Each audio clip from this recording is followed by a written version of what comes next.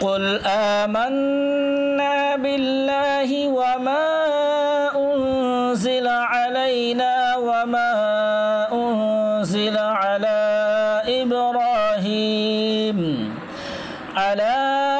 إبراهيم وإسماعيل وإسحاق ويعقوب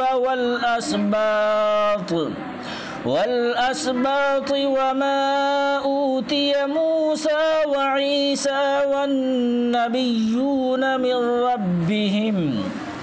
لا نفرق بين أحد منهم ونحن له مسلمون